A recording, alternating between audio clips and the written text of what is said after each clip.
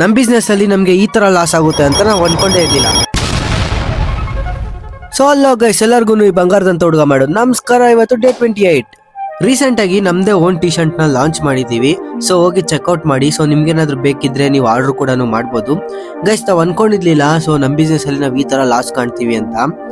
ಇವತ್ತು ನಮ್ಗೊಬ್ರು customer bulk T shirt ನ order ಕೊಟ್ಟಿದ್ರು.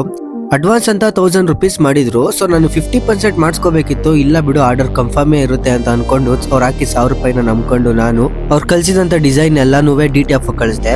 ಸೊ DTF ಇಂದ ಪ್ರಿಂಟ್ ಆಗಿ ಬಂದ್ಮೇಲೆ ನಾನು ಕಸ್ಟಮರ್ಗೆ ಕೇಳೋಣ ಅಂತ ಕಾಲ್ ಮಾಡಿದ್ರೆ ಸೊ ಕಸ್ಟಮರ್ ಏನು ರೆಸ್ಪಾನ್ಸೇ ಮಾಡಲಿಲ್ಲ, ಮತ್ತೆ ಕಾಲು ಕೂಡ ಪಿಕ್ ಮಾಡ್ತಾ ಇಲ್ಲ. ಈ ತರ ಆದ್ರೆ ನಮ್ಗೆ ತುಂಬಾ ಲಾಸ್ ಆಗುತ್ತೆ. ಸೊ ಪರ್ ಮೀಟರ್ DTFಗೆ 350 ಇಂದ 400 ರೂಪೀಸ್ ಆಗುತ್ತೆ.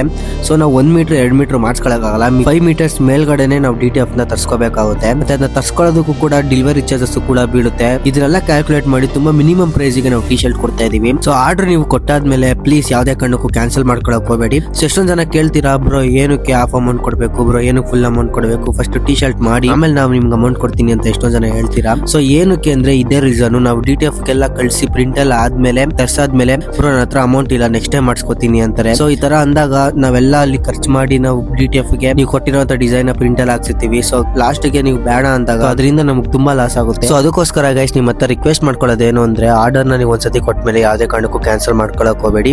ಸೊ ನಮ್ದೇ ಓನ್ ಟಿ ಶರ್ಟ್ ನ ಲಾಂಚ್ ಮಾಡಿದೀವಿ. ಸೊ ಹೋಗಿ ನೋಡಿ. ಸೊ ನಿಮ್ಗೆ ಯಾರು ಇಷ್ಟ ಆದ್ರೆ ಕೂಡ ಅದನ್ನು ಕೂಡ ಬೈ ಮಾಡ್ಬೋದು. ನಿಮ್ಗೆ ಏನಾದ್ರು ಕಸ್ಟಮೈಸ್ ಟಿ ಶರ್ಟ್ಸ್ ಬೇಕಿದ್ರೆ ನಮ್ಮ ಪೇಜ್ ನ ಫಾಲೋ ಮಾಡ್ಕೊಂಡು ನಮ್ಗೆ ಮೆಸೇಜ್ ಮಾಡಿ.